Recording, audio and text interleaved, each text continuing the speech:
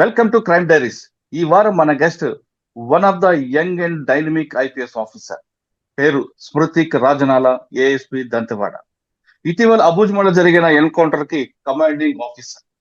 ఆయన అబుజ్మలో పోలీసులు వెళ్ళలేరు అనుకున్న సమయంలో ఆయన లీడ్ తీసుకుంటూ ఒక టీం ఫామ్ చేసి అబుజ్మలోకి వెళ్ళారు.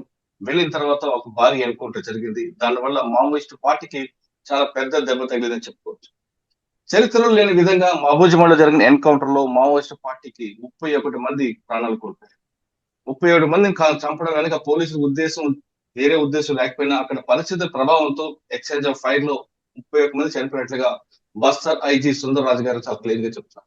ఎప్పటి నుంచో కూడా ఛత్తీస్గఢ్ లో వాళ్ళు అబుజ్మడ్ ని ఒక పెట్టని కోటగా పెట్టిన పార్టీకి ఒక పెద్ద దెబ్బగానే మనం భావించవచ్చు. అసలు అబుజ్మడ్ లోకి ఏ విధంగా వెళ్ళారు? అబుజ్మడ్ అనేది దంతెవాడికి నారాయణపూర్ కి మధ్య సరిహద్దులో ఒకవైపు మహారాష్ట్రకి బార్డర్ ఉంటది కాబట్టి అందులో వెళ్ళిన వారు బయటికి రాలేరు. అసలు గూగుల్ కూడా ట్రేస్ చేయని ఏరియాలో ఎలా వెళ్ళారు, ఈ ఆపరేషన్ ఎలా సాధించారు, ఆపరేషన్ సక్సెస్ అవడానికి రీజన్ ఏంటి, వాళ్ళు తీసుకున్న రేషన్ ఏ విధంగా తీసుకుంది, వాళ్ళు తీసుకున్న ప్రికాషన్స్ ఎలాగున్నాయి, అంతేకాకుండా ఎంట్రీ ఎక్కడుంది, ఎగ్జిట్ ఎక్కడుంది అనే విషయాలు మనం అప్పుడు కమాండింగ్ ఆఫీసర్ స్మృతిక్ రాజనాగర్ గారు తెలుసుకుందాం. సార్ నమస్తే అండి. నమస్తే అండి మురళీధర్ గారు, బాగున్నారా? బాగున్నా సార్. మా తెలుగు వారు, పర్టికులర్ గా మా తెలంగాణ వ్యక్తి ఇటువంటి మంచి ఆపరేషన్ చేయడం అనేది తెలుగు వారు అందరూ కూడా గర్వించదగ్గ విషయం. చనిపోవడం అనేది అది మనం క్లెయిమ్ చేయలేము, కానీ ఇటువంటి రిస్క్ ఆపరేషన్ చేయడం అనేది గ్రేట్ గా మనం అందులో మీలాంటి ఫస్ట్ ఐపీఎస్ ఆఫీసర్ కి ఒక అచీవ్మెంట్, మీ సర్వీస్ లో ఇది ఒక మెమరబుల్ ఇన్సిడెంట్ గా చెప్పుకోవచ్చు. డెఫినెట్లీ. ఓకే సార్, అబుజ్మడ్ అనేది పెట్టెన కోట పార్టీ. ఎక్కడ ఇన్ఫర్మేషన్ రాదు, అందులో చీమలు కూడా బయటికి రావు, కాకులు దూరిన కారణం చాలా మంది చెప్తుంటారు. ఒకసారి నేను కూడా వెళ్ళాను, కానీ దారి తప్పి వచ్చాను అనుకోండి, ఎదురు చాలా బాధపడి. అటువంటి ఏరియాలోకి ఆపరేషన్ కి మీరు అంతా వెళ్ళారు. అంత క్లియర్ ఇన్ఫర్మేషన్ ఎలా వచ్చింది, అంటే అంతమంది గ్యాదర్ అయ్యారు విషయాన్ని మీకు ఎలా ఇన్ఫర్మేషన్ వచ్చింది, ఆ ఇన్పుట్స్ ఎలా గ్యాదర్ చేసుకుంటూ ఎక్కడ కూడా మీకు అక్కడ టవర్ లొకేషన్ కూడా కనపడిన ఏరియాలో ఎలా మీరు దాన్ని ట్రేస్ చేసుకుంటూ వెళ్ళి ఆపరేషన్ చేశారనే విషయం చెప్పే ముందు, స్మృతిక్ రాజనాల గారు ఫ్యామిలీ బ్యాక్గ్రౌండ్, ఈ పోస్ట్ మీరు కావాలంటే బై ఛాన్సా బై చాయిస్ పోలీస్ పంపిస్తారు? థ్యాంక్ యూ అండి. యాక్చువల్లీ మీరు అన్నట్టు అబుజ్మాడ్ లో చాలా రేర్ గా ఆపరేషన్స్ అవుతున్నాయి. బట్ ఈ లాస్ట్ ఒక 6 months లో చూసుకుంటే మేము అబుజ్మాడ్ లోకి రెగ్యులర్ గా వెళ్ళి ఆపరేషన్ చేయడం జరిగింది. బట్ అబుజ్మాడ్ గురించి చెప్పే ముందు స్మృతిక్ రాజనాల గారు ఫ్యామిలీ బ్యాక్గ్రౌండ్, అమ్మా నాన్న, అసలు మీరు సివిల్స్ రాయాలి ఎందుకు అనుకున్నారు? యాక్చువల్లీ నేను పుట్టి పెరిగిందంతా వరంగల్ అండి. మా మమ్మీ అండ్ డాడీ ఇద్దరు advocates, lawyers. Daddy practising and mummy law teach చేస్తుండేది. సో అండ్ చిన్నప్పుడంతా నేను సెయింట్ గేబ్రియల్స్ హై స్కూల్ వరంగల్లో చదివాను 10th వరకు. దాని తర్వాత ఇంటర్ కి హైదరాబాద్ వెళ్ళడం జరిగింది. దాని తర్వాత ఎన్ఐటి వరంగల్లో బయోటెక్నాలజీలో బీటెక్ చేశాను. సో అప్పుడు నాకు మా ఫ్రెండ్ వాళ్ళ ఫాదర్ ఒక అంకుల్ ఐపీఎస్ ఆఫీసర్ పరిచయం అవడం జరిగింది. సో బిఎన్ రమేష్ గారు అని retired DG west Bengal. So uncle ని కలవడం జరిగింది. సో అంకుల్ తో నేను చాలా మోటివేట్ అయ్యాను. సో అంకుల్ కూడా నన్ను చాలా ఎంకరేజ్ చేశారు. అలా నా ప్రిపరేషన్ అంటే టువర్డ్స్ ఐపీఎస్ నాకు ముందు నుండి ఇంక్లినేషన్ ఉండింది. అంకుల్ అంటే ఫస్ట్ క్లోజ్ గా చూసింది నేను ఒక బ్యూరోక్రాట్ అంటే అంకుల్నే. సో అలా అంకుల్ ని చూసి ఇన్స్పైర్ అవ్వడం, మోటివేట్ అవ్వడం అండ్ చెయ్యొచ్చు అనే ఒక కాన్ఫిడెన్స్ వచ్చింది. అండ్ అంకుల్ కూడా చాలా సపోర్ట్ చేశారు. సో అలా ఈ ప్రిపరేషన్ జర్నీ అనేది కొంచెం బీటెక్ లాస్ట్ ఇయర్ లో అలా స్టార్ట్ అయిన తర్వాత నేను 4 years డాక్టర్ రెడ్డిస్ ల్యాబొరేటరీస్ లో హైదరాబాద్ లో జాబ్ చేశాను. సో చేస్తూ ప్రిపరేషన్ కూడా చేశాను, బట్ అప్పుడు రిజల్ట్ రాలేదు. సో దాని తర్వాత నేను రిజైన్ చేసి కంప్లీట్ ప్రిపరేషన్ చేయడం జరిగింది. సో దాంట్లో నా ఫస్ట్ ప్రిఫరెన్స్ కూడా ఐపీఎస్. నాకు ఎప్పుడు యూనిఫామ్ వేసుకొని చెయ్యాలి అనేది ఒక ఇది ఉండింది ముందు నుండే. సో లక్కీగా ఐపీఎస్ దొరకడం అండ్ ఛత్తీస్గఢ్ క్యాడర్ దొరకడం అండ్ దాంట్లో ఇంత మంచి ఆపరేషన్ లో పార్టిసిపేట్ చేసే ఛాన్స్ అన్ని, అంటే మీరు ఛాన్స్ చాయిస్ అన్నారు, it is totally choice. Cadre మా చాయిస్ ఉండదు, అది బై ఛాన్స్ దొరికింది. బట్ లక్కీగా అగైన్ ఈ ఆపరేషన్ నా చాయిస్, ఈ సర్వీస్ నా చాయిస్. ఓకే సార్, మీరు సివిల్స్ రాసేటప్పుడు మీరు తీసుకున్న ఆప్షన్ ఏంటి? మీరు ఎన్ని అటెంప్ట్ కంప్లీట్ చేసుకొచ్చారండి? మీరు కంప్లీట్ గా బీటెక్ బయోటెక్నాలజీ రెడ్డి ల్యాబ్స్ చేసుకుని వచ్చిన వ్యక్తికి సివిల్స్ రాయాలంటే మీకు డాక్టర్ బిఎన్ రమేష్ గారు రోల్ మోడల్ కనిపించారు. కానీ మీ ప్రిపరేషన్ ఎంత పట్టింది? మీరు తీసుకున్న ఆప్షన్ ఏంటి? ఇప్పుడు చాలా మంది ప్రిపేర్ అవుతున్న ఆస్పిరెంట్ కి మీరు ఇచ్చే మెసేజ్? నా ప్రిపరేషన్ జర్నీ చాలా లాంగ్ అయిందండి. ఇందాక మీకు చెప్పినట్టు నేను డాక్టర్ రెడ్డిస్ లో జాబ్ చేస్తూ ప్యారలల్ కి ప్రిపేర్ అయ్యాను. సో దానివల్ల నాకు ప్రిపరేషన్ కొంచెం టైం పట్టింది. టైం అప్పుడు నాకు కంప్లీట్లీ ఇవ్వలేకపోయాను ప్రిపరేషన్ కి. సో దానివల్ల నాకు నెంబర్ ఆఫ్ అటెంప్ట్స్ కొంచెం ఎక్కువ అయ్యాయి. అది 6th attempt లో క్లియర్ అయిందండి. సో నేను రిజైన్ చేశాక ఫుల్ ఫ్లెజ్ ప్రిపరేషన్ స్టార్ట్ చేశాక నాకు రిజల్ట్ అనేది వచ్చింది. సో అంటే మీరు తీసుకున్న ఆప్షన్ ఏంటండి? ఆప్షనల్ ఆంథ్రోపాలజీ అండి. ఓ అంతర్వాళ్ళు తీసుకున్నారు, 6 అటెంప్ట్ కొట్టారు కదండి. అప్పుడు పేరెంట్స్ అడగలేదా, ఆల్రెడీ రెడ్డి ల్యాబ్స్ లో పనిచేస్తున్నావు, మంచి శాలరీ వస్తుంది, కానీ ఇది రిజైన్ చేసి సివిల్స్ లోకి వస్తున్నారు కాబట్టి ఇదంతా సివిల్స్ అనేది లాంగ్ ప్రాసెస్ అండి. ఇమీడియట్ గా వచ్చేది డిగ్రీ లాగా 3 సంవత్సరాలు 4 సంవత్సరాలు అనేది ఉండదు. అందులో మీరు కూడా 6 సంవత్సరాలు 6 సంవత్సరాలు ఎప్పుడైనా సరే మీ ఫ్రెండ్స్ కానీ, మీ ఫ్యామిలీ కానీ, మదర్ కానీ, వాళ్ళు కానీ ఎందుకు వదిలిపెట్టామని అన్నారా? లేదు మీరు ఆల్రెడీ ప్లాన్ బి పెట్టుకొని ఇందులోకి వచ్చారు? యాక్చువల్లీ ప్లాన్ బి ఏం లేదు. మీ లక్కీగా చెప్పాలంటే మా పేరెంట్స్ ఇంకా చాలా సపోర్ట్ చేశారు. వాళ్ళు అసలు జాబ్ చేయొద్దు అని అన్నారు. జాబ్ వచ్చినప్పుడు కూడా జాబ్ చేయొద్దు అని అన్నారు. నేను ఇంకా క్యాంపస్ లో వచ్చింది ప్లేస్మెంట్స్ లో, సో ఒక 1-2 years చేస్తా అనే దాంతో వెళ్ళా. అది 4 years అయిపోయింది. అక్కడ మంచి వర్క్ అదంతా అవ్వడం వల్ల మంచి 4 years అయిపోయింది. తెలియకుండా 4 years అయిపోయింది. వాళ్ళు రెగ్యులర్ గా నన్ను అదే అంటుండే, రిజైన్ చేసి ప్రిపేర్ అవ్వు అని చెప్పి నా వెనకాల పడుతుండే. సో పేరెంట్స్ దగ్గర నుండి ఎప్పుడు ఎలాంటి ప్రెషర్ లేకుండే. అంటే వద్దు, బ్యాకప్ లాగా ఇదే బాగుంది అని చెప్పి ఎప్పుడేం అనలేదు. వాళ్ళకి ముందు నుండే తెలుసు నేను వెళ్ళాలి, అంటే నాకు ఇష్టం, ఇంట్రెస్ట్ ఉంది అని చెప్పి. యూనిఫామ్ సర్వీసెస్ నాకు ముందు నుండే ఇంట్రెస్ట్ ఉండింది. సో ఆ రకంగా వాళ్ళకి ముందు నుండే క్లియర్ ఉంది దట్ ఎప్పుడైనా నేను వెళ్తా అని చెప్పి. వాళ్ళు ఇంకా ఎర్లీగానే రిజైన్ చేసేసి వెళ్ళిపోమని చెప్పాను. నేను ఇంకా కొంచెం లేట్ చేశాను. అచ్చా సార్, 6 సంవత్సరాల్లో ఒక అటెంప్ట్ ఫెయిల్ అవుతూ వస్తున్నప్పుడు అంటే పేరెంట్స్ మనకి సపోర్ట్ చేస్తారు, మీకు కానీ ఎవరికైనా సరే. కానీ మనకున్న ఒక సర్కిల్ ఉంటది, అదే ఎందుకురా ఇంకా చదువుతా ఆపు అనే కొంతమంది కానీ, లేదా మీ పేరెంట్స్ మీ బంధువులు కూడా ఇంకా స్మృతికి పెళ్లి చేసేయండి చాలు, చదివి చాలే అని వాళ్ళు, ఇటువంటి వాళ్ళు కొంతమంది అంటే వాళ్ళు కూడా మంచిదే ఉద్దేశం, చెడు ఉద్దేశం కాదు. ఆ విధంగా మీకు ఈ ఫోర్స్ ఎప్పుడైనా ఎదురైందా, స్ట్రెస్ అది? చాలా ఎదురైంది. 6 years చాలా లాంగ్ టైం కదా, సో చాలా ఎదురైంది. చాలా మంది క్రిటిసైజ్ కూడా చేశారు. చాలా మంది అంటే ఏం రాకుండా ఇంట్లో పడున్నాడు, రిజైన్ చేసి వచ్చి అని చెప్పి అనుకున్నారు. జాబ్ పోయిందేమో, జాబ్ పోతే ఏదో సివిల్స్ వంక పెట్టుకొని ఇంట్లో కూర్చున్నాడు అని చెప్పి అనుకున్నారు. అలా చాలా మంది అనుకునే వాళ్ళు అనుకున్నారు. బట్ అవును. అదే నాకు తెలుసు, మా ఫ్యామిలీకి తెలుసు ఏంటి అని చెప్పి, ఏం జరుగుతుంది అంటే ఎలా ప్రిపేర్ అవుతున్నా ఏంటి అని చెప్పి నాకు మా ఫ్యామిలీకి తెలుసు. సో వాళ్ళ సపోర్ట్ ఉన్నంత వరకు బయట వాళ్ళ ఎక్స్టర్నల్ ఫ్యాక్టర్స్ నా మీద అంత ప్రెషర్ ఏం తీసుకోలేదు. అప్పుడప్పుడు అనిపిస్తుంది అంటే అటెంప్ట్స్ ఫెయిల్ అయినప్పుడు డెఫినెట్లీ డిమోటివేట్ అవుతారు, జనరల్ గా ఎవరైనా అవుతారు. సార్, ఛత్తీస్గఢ్ వెళ్ళేసరికి అప్పటికే దంతెవాడ ఆ ప్రాంతం అంతా కూడా మావోయిస్ట్ ప్రభావిత ప్రాంతం అని చాలా మంది తెలుసు. మీ పేరెంట్స్ కానీ లేదా మీకు కానీ ఎందుకు వెళ్ళావరా, ఎందుకు వచ్చావరా, ఎందుకు మనకు ఆ ఛత్తీస్గఢ్ క్యాడర్ అలాంటి అయిందని ఎప్పుడైనా ఫీలింగ్ వచ్చిందా? ఛత్తీస్గఢ్ వచ్చినప్పుడు డెఫినెట్లీ హోమ్ స్టేట్ రాని ఏ ఆఫీసర్ అన్నా కొంచెం ఫీల్ అవుతారు, అరే మన స్టేట్ రాలేదు అని చెప్పి. But at the same time పక్కనే తెలంగాణ పక్కనే ఉన్న స్టేట్ కాబట్టి కొంచెం ఆ రకంగా హ్యాపీ. అండ్ నాకు కొంచెం ముందు నుండే ఆపరేషన్ ఇంక్లినేషన్ ఉండే, చేయాలి అని చెప్పి. ఆ టైప్ లో కొంచెం యూనిఫామ్ వేసుకుందే యాక్షన్ ఓరియంటెడ్ వర్క్ ఉండాలని చెప్పి ఉండింది ముందు నుండే. సో ఛత్తీస్గఢ్ వచ్చినప్పుడు కూడా అదే పాజిటివ్ ఫీలింగ్ ఉండే దట్ ఇక్కడైతే కొంచెం నక్సల్ ఫ్రంట్ లో వర్క్ చేసే ఛాన్స్ ఉంటుంది, అండ్ ఏదైనా మంచి ఆపరేషన్ లో పార్టిసిపేట్ చేసే ఛాన్స్ కూడా ఉంటుందని ముందు నుండే కొంచెం ఉండింది. బట్ అది ఇంత పెద్ద ఆపరేషన్ అయిద్దని చెప్పి నేను కూడా ఎప్పుడు అనుకోలేదు. బట్ అదొక లక్కీ ఇది. సార్, ఫస్ట్ పోస్టింగ్ మీకు దంతెవాడేనా? లేదండి, ఇది second posting. First posting SDPO లాగా నేను అంబికాపూర్ అని చెప్పి నార్థన్ ఛత్తీస్గఢ్ లో ఉన్నాను. ఇది second posting, additional SP operations Dantewada second posting. Okay sir, first posting మీకు ఛాలెంజ్ ఏముందండి? First posting normal regular law and order and crime, అదంతా it's like any other district అండి. నార్మల్ రెగ్యులర్ దాంట్లో ఉండే, అక్కడ ఏం ఛాలెంజింగ్ అలా ఏం లేదు. సింపుల్ డిస్ట్రిక్ట్ అండ్ చాలా మంచి district, range head quarter. So మంచి డిస్ట్రిక్ట్, అక్కడ రెగ్యులర్ క్రైమ్ సాల్వ్ చేయడం and law and order maintain చేయడం, అదే duty. Okay sir, second posting వచ్చారు, ఇక్కడ మీకు మెయిన్ ఛాలెంజ్ వచ్చింది. దంతెవాడ అంటే కానీ పాబుజిమాడు ఇది పురాతం అంతా కూడా. ఈ లీడ్ ఎక్కడి నుంచి వచ్చింది, ఆపరేషన్ ఏ విధంగా స్టార్ట్ చేశారు? లీడ్ గురించి అంటే నేను అంటే కంప్లీట్లీ ఎగ్జాక్ట్ చెప్పలేనండి. మన ఆపరేషన్ సీక్రెసీ మెయింటైన్ చేసేయడానికి నేను అది కంప్లీట్లీ చెప్పలేను.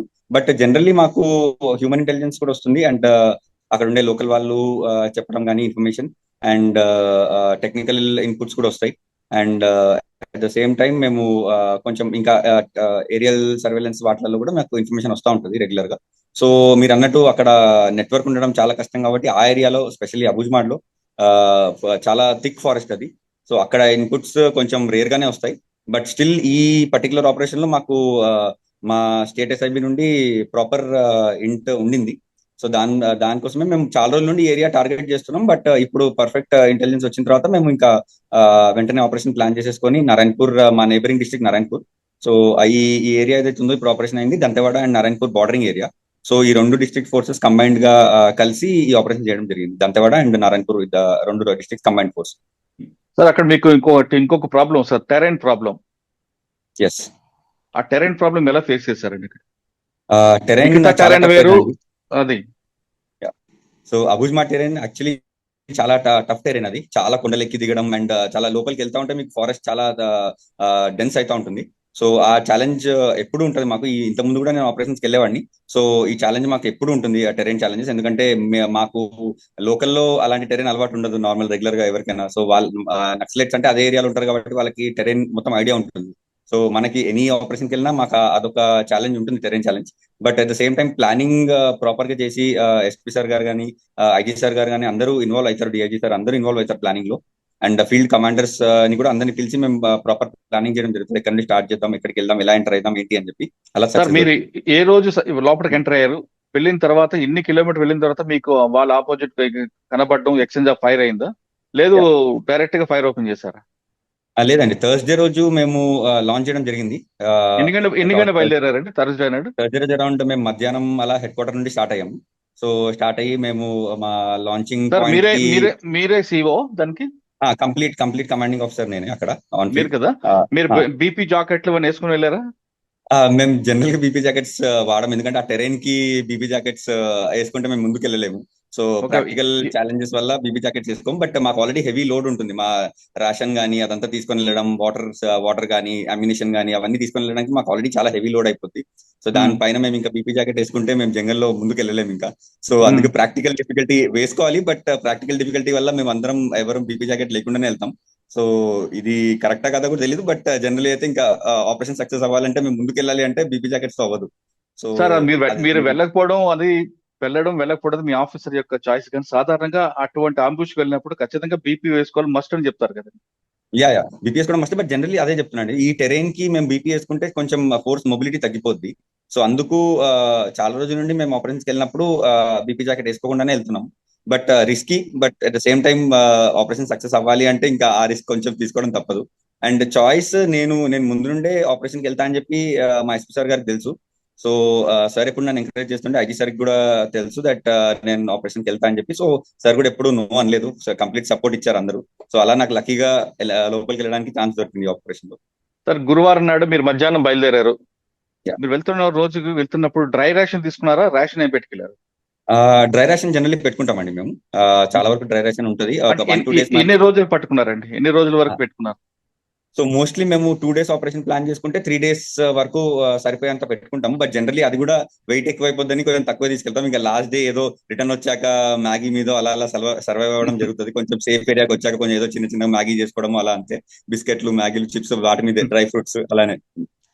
సార్ మీరు గురువారం నాడు మధ్యాహ్నం బయలుదేరిన తర్వాత స్పాట్కి వెళ్ళడానికి ఎంత టైం పట్టిందండి? వెళ్ళిన దారిలోనే మీకు వాళ్ళు ఆపోజిట్ అయ్యారా, లేదు మీరు ఇంకా వెళ్ళిన తర్వాత మన పిన్ పాయింట్ కి వెళ్ళే వరకు ఏమైనా మీకు ఆపరేషన్ స్టార్ట్ అయింది? సో బేసికలీ నేను అన్నట్టు థర్స్డే మధ్యాహ్నం మేము మా హెడ్ క్వార్టర్ నుండి స్టార్ట్ అయ్యామండి. సో మేము లాంచ్ చేద్దామనే పాయింట్ కి అరౌండ్ మేము 4 గంటలకు అలా రీచ్ అయ్యాము సాయంత్రం. సో అక్కడ నుండి మేము నడవడం స్టార్ట్ చేసి ఒక 20-25 kilometers లోపలికి నడుచుకుంటూ వెళ్ళాం జంగల్లోకి. సో అక్కడ మాకు ప్లాన్ ప్రకారం బయట అంటే అండి, సో మేము 20-25 kilometers లోపలికి వెళ్తేనే మాకు ఆపరేషన్ సక్సెస్ అవుతుంది. సో దారిలో ఏంటంటే మావోయిస్టులకి అలర్ట్ చేయడానికి క్రాకర్స్ పేలుస్తూ ఉంటారు. సో దానివల్ల మాకు మధ్య మధ్యలో కొంచెం మా ఆపరేషన్ డిస్టర్బ్ అయ్యే ఛాన్స్ ఉంటుంది. ఈసారి కూడా అదే జరిగింది, వాళ్ళు క్రాకర్స్ పేల్చడం జరిగింది. అండ్ దాంట్లో మేము కొంచెం సీక్రెట్ గా మెయింటైన్ చేసుకుంటూ లోపలికి వెళ్ళి 20-25 kilometers నైట్ అంతా నడవడం జరిగింది. సో లోపలికి వెళ్ళి మేము అనుకున్న టార్గెట్ లొకేషన్ రీచ్ అయ్యి, సో అదే అంటే వాళ్ళు క్రాకర్స్ కాల్చి వాళ్ళకి లోపల అలర్ట్ చేశారు. బట్ స్టిల్ మేము అదే అనుకున్నాం, మరి ఆపరేషన్ ఫెయిల్ అయిపోద్దామని అని చెప్పి అనుకున్నాం. బట్ స్టిల్ మేము అదే ధైర్యంతో ముందుకు వెళ్ళాం. సరే చూద్దాం, మేము చాలా పెద్ద ఏరియా కవర్ చేస్తామండి. సో అందుకు మాకు కాన్ఫిడెన్స్ ఉండే, ఎంత పరిగెత్తినా వాళ్ళు మన టార్గెట్ చేసిన ఏరియా లోపలే ఉంటారు. ఎంతమంది మీరు మొత్తం టీం అంతా ఉన్నారండి? అది నేను చెప్పలేనండి ఇప్పుడు, ఆపరేషన్ సీక్రెట్ చెప్పలేము. సో బట్ చాలా పెద్ద టీమే. అండ్ అక్కడ నక్సల్స్ ప్రెజెన్స్ కూడా మాకు ఆల్మోస్ట్ 70-80 members ఉన్నారు అని చెప్పి ముందు నుండే ఇన్ఫర్మేషన్ వచ్చింది. అండ్ యాక్చువల్లీ ఫీల్డ్ లో కూడా అంతమంది దొరికారు మాకు. But at the same time proper గా మేము వాళ్ళని సర్కిల్ చేసి అంత చేసి ఫైరింగ్ అరౌండ్ ఫ్రైడే రోజు మార్నింగ్ 11 o'clock నుండి స్టార్ట్ అయిందండి. 11 o'clock నుండి స్టార్ట్ అయ్యి ఆల్మోస్ట్ సాయంత్రం 6:30-7 వరకు కంటిన్యూస్ ఫైరింగ్ అవుతుందంట. మధ్య మధ్యలో కొంచెం గ్యాప్స్ ఇస్తూ వాళ్ళు మమ్మల్ని బ్రేక్ చేయడానికి ట్రై చేస్తుండేవాళ్ళు. సో కంటిన్యూస్ మాకు అన్ని సైడ్స్ నుండి మాకు ఫైరింగ్ అవుతూనే ఉంది. 360 degrees మొత్తం అన్ని సైడ్స్ నుండి వాళ్ళు మమ్మల్ని బ్రేక్ చేయడానికి ట్రై చేశారు.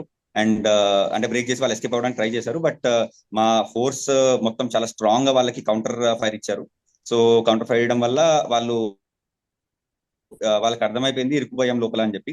సో దాంట్లో ఇంకా వాళ్ళు గివప్ చేసేసి వాళ్ళ దగ్గర అమ్యునిషన్ అయిపోయిందో ఏంటో తెలియదు. ఫైరింగ్ ఆల్మోస్ట్ సాయంత్రం వరకు నడుస్తూనే ఉండింది.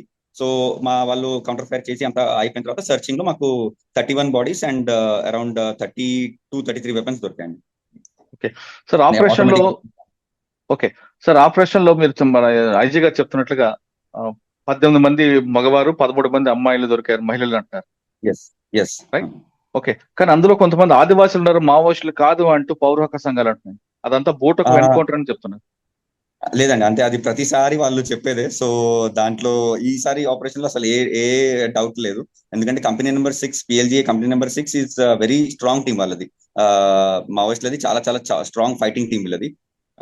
సో వాళ్ళు కంప్లీట్లీ యూనిఫామ్ లో ఉన్నారు, వెపన్స్ తో ఉన్నారు. మాకు 31 బాడీస్ అండ్ 33 వెపన్స్ దొరికాయి. సో బాడీస్ కంటే ఎక్కువ వెపన్స్ దొరికాయి. అది ఒకవేళ సివిలియన్స్ ఆర్ ఇలా ఉంటే వాళ్ళ దగ్గర వెపన్స్ కూడా ఉండొద్దు. సో ఇన్ని వెపన్స్ దొరకడం, బాడీస్ కంటే ఎక్కువ వెపన్స్ కూడా దొరికాయి. అంటే మా ఎన్కౌంటర్ లో ఇంకా ఏం జరిగిందంటే ఇంకా చాలా మంది ఎక్కువ మంది ఇంజూర్డ్ అయ్యారు. నేను అన్నట్టు 60-70 మెంబర్స్ ఉండే అక్కడ. సో ఎక్కువ మంది ఇంజూర్ అయ్యారు. వాళ్ళు వెపన్స్ పడేసి వాళ్ళు బాడీస్ తీసుకెళ్లిపోతారు. మిగిలిన బాడీస్ ఎంతవరకు వెళ్ళేది అంతవరకు వాళ్ళు తీసుకొని వెళ్ళిపోవడానికి ట్రై చేస్తారు ఆల్వేస్. సో దాంట్లో మాకు ఇంకా బాడీస్ రికవర్ అవ్వలేదు. బట్ ఇంకా ఇన్ఫర్మేషన్ వస్తుంది దట్ ఇది ఇంకా ఆపరేషన్ సక్సెస్ అయిన తర్వాత కూడా అక్కడ బాడీస్ అంటే మాకు 31 రికవర్ చేయగలిగాం. మాకు బట్ ఇంకా అక్కడ ఇంజూర్ అయ్యారని చెప్పి తెలుస్తుంది. సార్, అందులోంచి నంబాల కేశవరావు గారు కానీ లేదంటే తక్కిడిపల్లి వాసుదేవ్ గారు ఎస్కేప్ అయ్యారు అంటున్నారు, వాస్తవం అంటారా?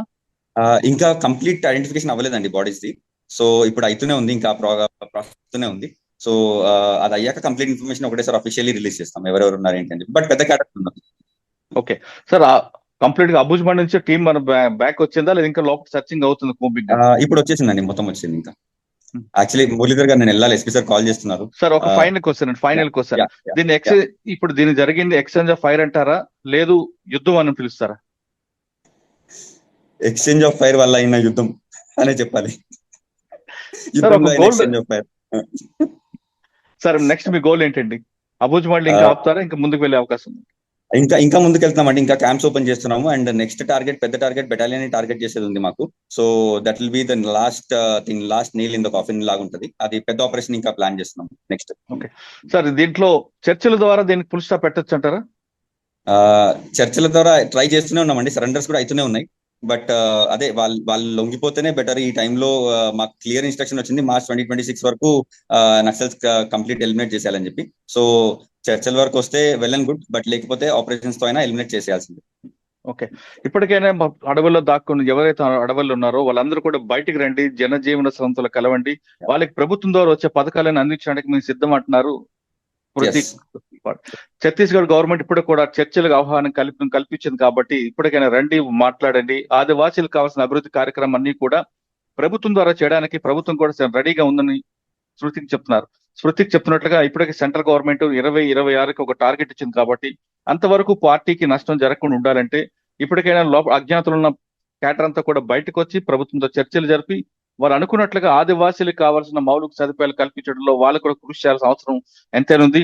అప్పుడే అబుజ్మండ్లో కాల్పుల మోత ఆగిపోయి ఇరు పక్షాలు కూడా, అంటే ఇటువైపు నక్సల్ చనిపోవడం కాదు, ఇటువైపు మరోవైపు పోలీసులు కూడా ప్రాణాలు కోల్పోతున్నారు. కాబట్టి వీళ్ళిద్దరి మధ్యన ఆదివాసులు నలిగిపోకుండా ఉండాలంటే దీనికి పులి స్టాప్ అవసరం ఎంతైనా ఉంది. ఖచ్చితంగా నక్సల్ తరపున ఎవరైనా కానీ ప్రభుత్వం తరపున వచ్చి చర్చలు జరపాల్సిన అవసరం ఎంతైనా కనిపిస్తుంది. మొత్తం మీద తీసుకుంటే ఒక తెలంగాణ అబ్బాయి ఫస్ట్ ఆపరేషన్ అబుజ్మండ్లో కాలు పెట్టి సక్సెస్ అయ్యారు. ముందు అబుజ్మండ్లో కాలు పెట్టిన తెలంగాణ యువకుడికి, యంగ్ ఐపీఎస్ ఆఫీసర్ కి, స్మృతిక్ రాజనాలకి కంగ్రాట్స్ చెప్తూ, ఇది స్మృతిక్ అబుజ్మండ్ అడవులపై స్మృతిక్ తో ఎక్సలెంట్. వచ్చే వారం మరో ఇష్యూలో మళ్ళీ కలుద్దాం. స్మృతిక్ థ్యాంక్ యూ వెరీ మచ్.